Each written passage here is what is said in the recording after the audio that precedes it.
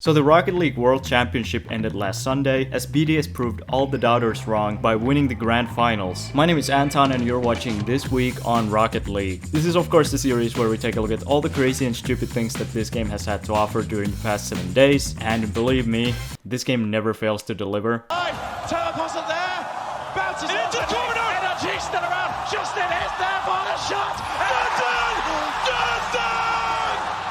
Diamond 1. So let's check out what's been happening this week. The Rocket League World Championships of course ended last Sunday, and that of course meant that the Fan Clash event came to an end, and most esports fans were glad to see that they had won the competition, until like 5 minutes later they learned that NRG had come from second place and snagged the first place from them after the competition had ended. Most fans then rightfully thought that this was a bit unfair, but it turns out the Fan Clash website had just experienced some technical difficulties. This isn't even in the game, and the servers still don't work. Psyonix then decided to award the first place rewards to both Moist and NRG supporters, and at the other end of the leaderboard, FaZe Clan placed dead last in the event. How can you tweet FaZe up on Twitter when you don't even show up when your team needs you? But now let's move on to talk about the actual tournament. The World Championship group stage started on Tuesday, as the two groups played a double elimination bracket to qualify for the playoffs. In Group A, the favorites Moist Esports started off by beating Spacestation quite handily in 6 games. Endpoint narrowly lost to Cempa after a couple rookie mistakes in their own defensive end. That was Endpoint's golden opportunity. Metza can't I guess he thought the only way to beat Cempa was to play like Harry Maguire. Team BDS then had to get a monkey off their back, as they had to prove to everyone that they were able to perform at a LAN environment, playing in front of a crowd for the first time as well. They managed to snap their 9-game losing streak, as they beat Renegades 3-1 in the first game. They then won the next game, but after a timeout, it looked like BDS were gonna collapse again, as Renegades started to make a comeback, winning game 3 and then taking them to overtime in game 4. BDS then won the overtime and managed to close out the series in game 6, thus winning their first LAN match since March. NRG vs V1 was a very anticipated match, as after months of fans asking about it on the internet, NRG were finally playing. Not for very long though. In the lower bracket, Spacestation faced Endpoint in a matchup where the EU team, and it's already over. RNG vs NRG was a very confusing matchup to read, but it was very simple to follow, as both teams took turns to take 2 games at a time, with NRG coming out on top and advancing to the next round. After the match, the Oceania legend CJ announced his retirement from pro play, a great way to end a career, in front of 13,000 fans, but we'll still of course be seeing CJ, as he will definitely work as a caster / analyst moving forward. Moist then faced Cempa in the upper bracket, as Cempa managed to score 2 goals against the favorites in the first game, and then they just got wrecked. After the match, Shosset and Exotic unfortunately started feeling unwell and then tested positive, which meant that they couldn't play at the Dickies Arena against NRG and had to instead play from their hotel rooms. Obviously super unfortunate, as they had worked all season to be able to play in front of 13,000 people. Not to mention it of course affected the team's performance, as they couldn't play together at the venue, and NRG beat them 4-1 in the lower bracket to advance to the playoffs. I mean, that really sucks, and they deserve better than that, but just imagine the scenes if they had won the World Championship. After the tournament, with Cempa disbanding, players are of course going to be released as free agents, including Archie, who will become an LFT. As always, there's of course a lot of speculation of who the next org is going to be. No, not this again. BDS faced V1 in the other upper bracket semifinal, as they had to now prove that they could beat a strong North American side at LAN.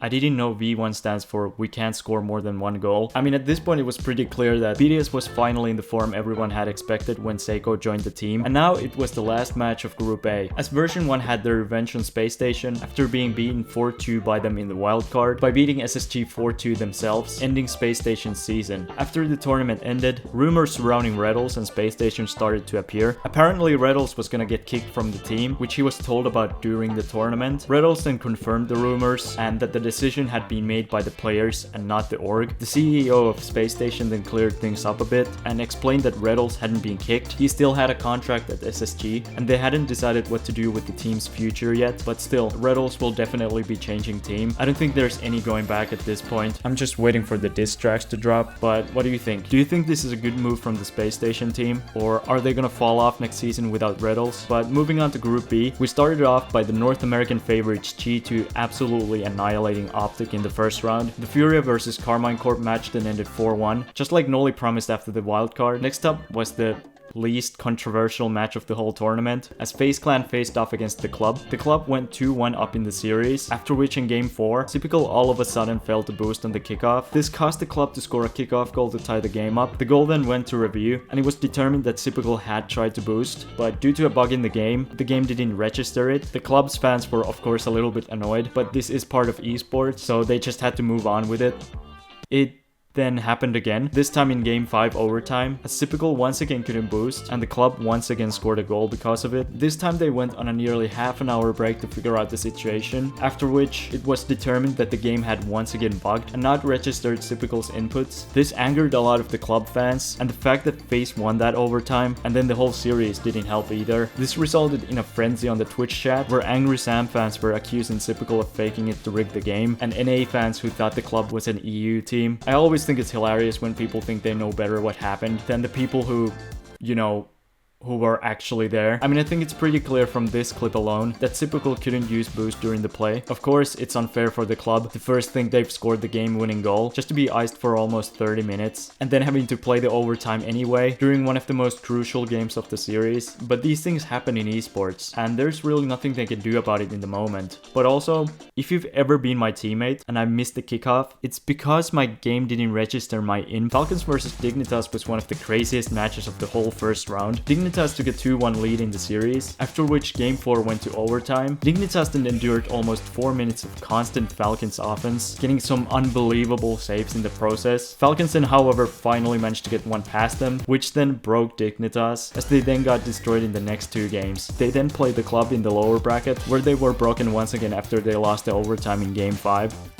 I mean, clearly Jorius should have just broken his controller mid-game. Carmine Corp then broke Optic after game 4 overtime, as they shut him out in games 5 and 6. After the tournament, it was reported that Optic would now be making changes in the offseason. Mist then tweeted that he is now a free agent and looking for a new team. Now, I have an offer that you just can't refuse. The upper bracket semifinals had one of the best Rocket League series of all time, as G2 beat Furia 4-2 in the series with 4 overtimes. And the other matchup was much anticipated as well, as FaZe Clan met the near unbeatable Falcons, who were one of the favorites to win the World Championship, and then they got swept. See, FaZe Clan can win even when Typical has a working controller. Carmine Corp then ratioed Falcons in real life, which marked the end of the season of this legendary Sandrock/Falcons team. And in the last game of the group stage, Furia beat the club in this 7-game South American thriller. But before we get to the playoffs, Psyonix decided to finally showcase some 1v1 action at an RLCS LAN with the Friday night duels. Obviously on Friday, we had 3 show matches, with Team West consisting of KB1, Daniel and Yanks, going against Team East, consisting of TRK, Jorius and apparently Jack. The West had Jorius, who besides being good at 1v1s, can also down a bottle of water in 2 seconds. That was the only impressive thing the West did though, as they got absolutely smacked by the East. 4th Freestyle Finals then took place on Saturday before Championship Sunday, and what's great about this one is that they actually got a freestyler as a judge this time, and Faith won the tournament after this insane shot. So far, that is Faith.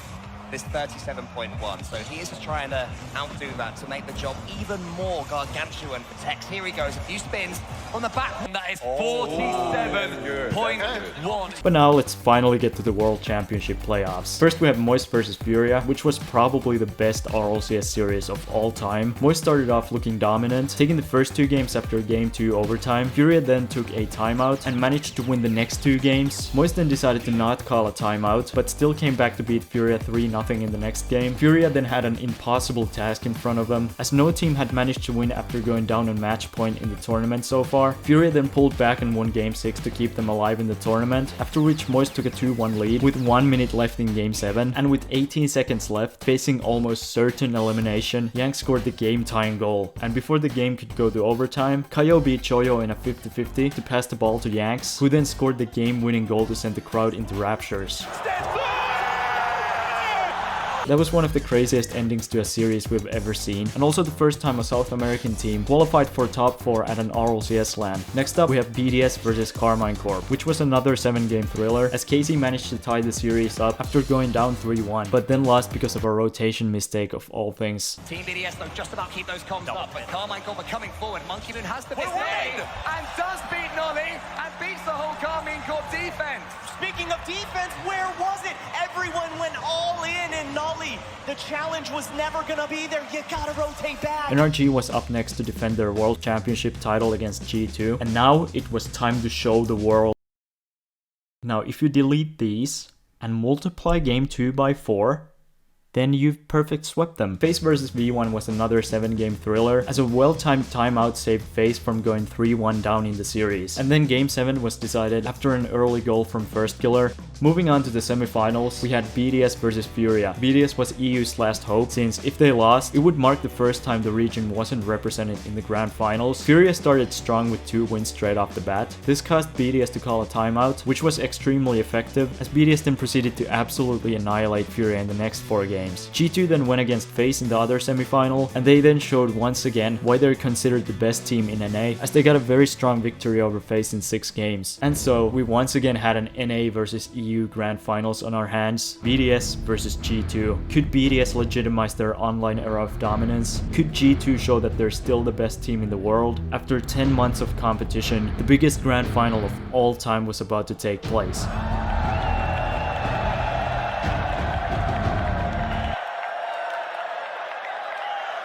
We currently have tech issues, so give us one moment. Honestly, they couldn't come up with a better symbolic representation of the game even if they tried, but then after waiting for a couple minutes, the match could finally start. And despite Mark trying to jinx them, BDS took the first game. G2 then had to strike back and lost again. They then called a timeout, which didn't matter. G2 then started the greatest comeback of all time by winning game 4, and then they lost again. And that was it. That was the grand final of the whole season. I mean, jokes aside, this was an incredible performance by BDS. They managed to prove everyone wrong and perform when it really mattered. I mean, they just took a little break during the spring major, but now they are the best team in the world. They're the world champions. And yes, even you, Mark. And I know it's bittersweet, but you are now obligated to delete all the Mickey Moon memes off your phone. But the tournament of course had many great moments off the pitch as well, like when Squad Guy returned and then was faced by a new challenger. There was also this guy who counted every whiff he saw on the field.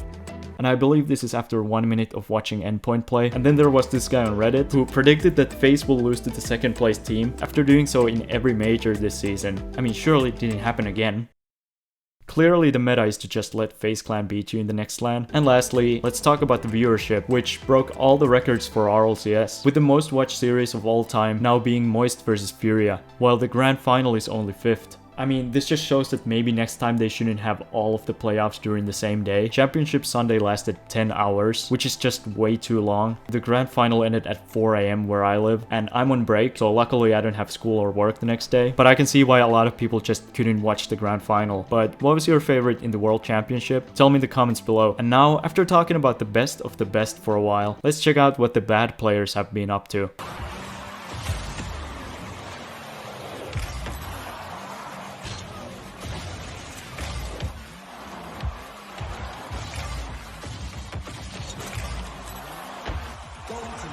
So the opponent just gave up before the game even ended, and the guy flicked the ball for no reason, which then caused him to miss the net. This is the most plat thing I've ever seen. But now it's time for Clip of the Week, sponsored by RL Exchange. Each week you guys submit your clips on the AntonTheKicker Discord. The top 5 are then voted on by the members. And thanks to our new sponsor RL Exchange, the prize will now be 2,000 credits. So if you want to submit your own clips or influence who makes the top 5 for one of these videos, you can do so on my Discord server, link in the description. But before we reveal the top 5, let's look at some honorable mentions. Stoik scored this triple flip reset in a ranked 1v1 this week. Abito then got this really close save with 0 boost in a 2v2. Cempa got this perfectly synchronized double demo in a 2v2. If I did this, I'd still miss the goal. But now it's time to reveal the top 5. Like mentioned before, these were voted by the Discord members. Forban turned this squishy save into a cross-field empty net goal in a 3v3. Latency scored this double reset triple musty in a 1v1.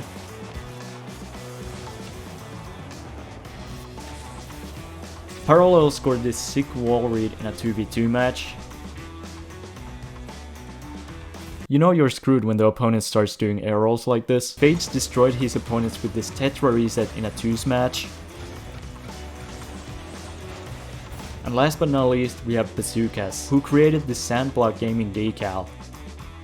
I mean, way better than this abomination. And that's the top 5. As always, there will be a YouTube poll on the channel, and thanks to our new sponsor RL Exchange, the price will now be 2,000 credits. RL Exchange is a great place to get cheap Rocket League items with fast delivery, with 95% of the items delivered within 24 hours. They have a great reputation with a 4.9 rating on Trustpilot, with over 7,200 excellent reviews. And if you don't want to spend money, they have daily giveaways and a section where you can complete tasks to get free items as well. But if you do end up spending money, you can use the code Anton at checkout to get a 3% discount on your order. It's a great way to save money, and doing it would really help out the channel as well. I've got a bunch of sponsorship offers before this, and they were always from sites that had really bad reviews or just seemed really sketchy, so I would never accept them. And when RL Exchange messaged me about a sponsorship, I did a lot of research. I looked through a lot of reviews on the internet. I asked friends what they thought about them, and I'm glad to say they are a sponsor that I'm happy to recommend to you guys. They also allowed me to raise the prize money for this segment, and I thought the discount code was really cool to get you guys as well. So I just want to thank him for being the first sponsor on this channel. Go check him out. But that's it for this week's episode. Hope you enjoyed it. And welcome back to the population segment. Now I asked you guys to send me some recommendations of what countries to look at. So let's pick a comment, and the comment is